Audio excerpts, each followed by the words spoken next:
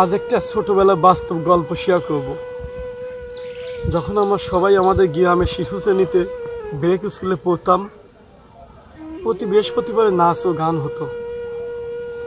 একদিন হঠাৎ ম্যাডাম বলতেছে যে আজকে কোনো নাচ গান হবে না, আজকে একটা খেলা খেলবো। সবাই তো মহা খুশি। কি খেলা ম্যাডাম? তখন ম্যাডাম বলতেছে, কার কি প্রিয় তোমরা সবাই বলতে থাকো। কেউ মিষ্টি বলতেছে, কেউ আম জাম ইত্যাদি ইত্যাদি ভালো ভালো জিনিস বলতেছে। আমার বড় ভাইয়া পাশেই ছিল। তারা জানালা দিয়ে আমাকে ডাক দিয়ে বলতেছে, তুই বল আমার কাছে মা প্রিয়।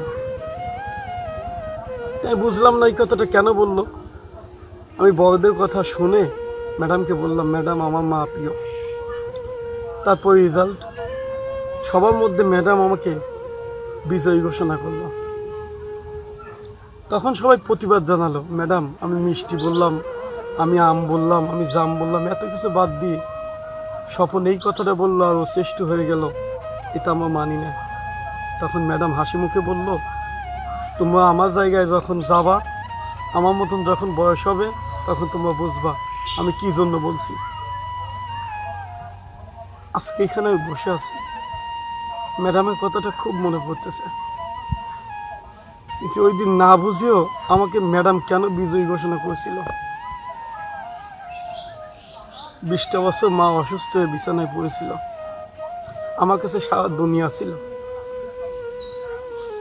আজ 3টা মাস নেই, আমার কাছে সারা দুনিয়া থেকেও আমার কাছে কিছুই নেই।